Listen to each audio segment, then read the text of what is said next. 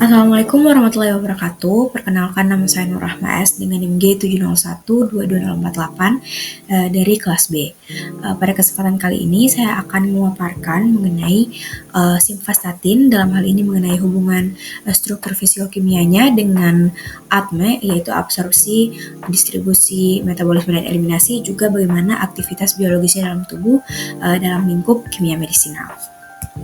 Nah, topik pertama yaitu mengenai hubungan struktur fisika kimia dengan proses absorpsi, distribusi, dan ekskresi dari simvastatin. Di mana simvastatin ini merupakan suatu turunan dari lovastatin yang memiliki struktur lakton yang berperan penting sebagai prodrug setelah dikonsumsi. Nah, senyawa ini akan diserap dalam saluran pencernaan, lalu kemudian akan dikonversi menjadi bentuk aktifnya, yaitu beta hidroksi asam di hati. Nah, secara fisikokimia, simvastatin ini dia bersifat sangat lipofilik, yaitu atau larut terhadap lemak, sehingga itu membuat simvastatin ini lebih mudah untuk menembus membran, terutama di sel-sel hati.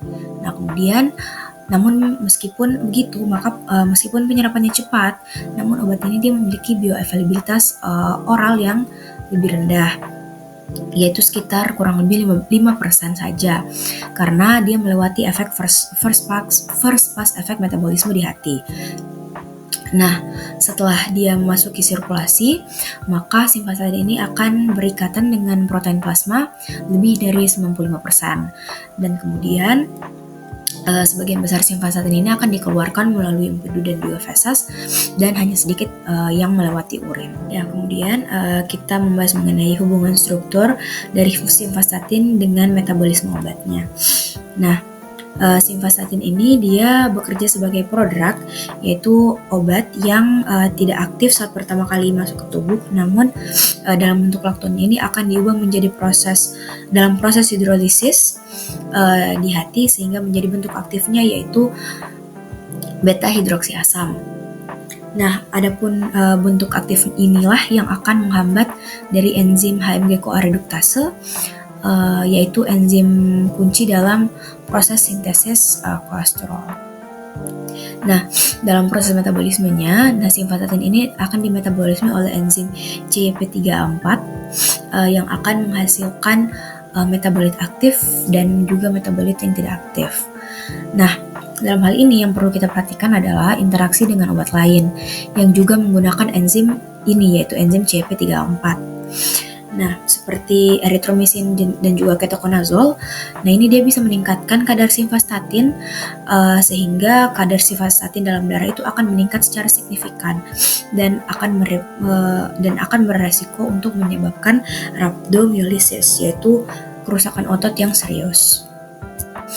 Nah, kemudian kita membahas mengenai hubungan struktur dari simvastatin dengan kelarutan dan aktivitas biologis obat. Nah, kemudian kita akan membahas mengenai hubungan struktur, kelarutan, dan aktivitas biologis.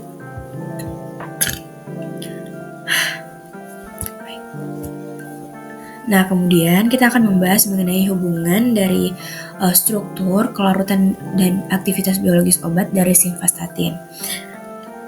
Nah, struktur dari simvastatin ini dia merupakan struktur yang lipofilik, atau dia kelarutannya itu rendah di air, namun kelarutannya akan tinggi di lemak, sehingga hal ini justru mendukung penetrasinya dalam membran sel hepatosit atau sel-sel di hati, yaitu tempat target aksi simvastatin ini bekerja. Nah, setelah diaktifkan menjadi bentuk asamnya, struktur dari simvastatin ini akan sangat mirip dengan substrat alami dari HMG-CoA, sehingga simvastatin ini mampu berikatan secara kompetitif dengan enzim HMG-CoA reduktase dan akan menghambat sintesis dari kolesterol. Nah, adapun cincin lakton dalam struktur simvastatin ini juga akan memegang peran yang penting untuk prosesnya transportnya ke hati, dan akan melakukan pelepasan bentuk aktif dan menjadikannya sangat selektif untuk bekerja di hati. Nah, kemudian kita membahas mengenai hubungan struktur dari simvastatin dengan aspek stereokimia dan juga aktivitas biologis dari simvastatin. Nah, simvastatin ini dia memiliki pusat chiral atau atom karbon yang mengikat 4 gugus yang berbeda. Nah, pusat chiral inilah yang penting karena isomer tertentu dari simvastatin ini isomer tersebut yang akan aktif secara farmakologis.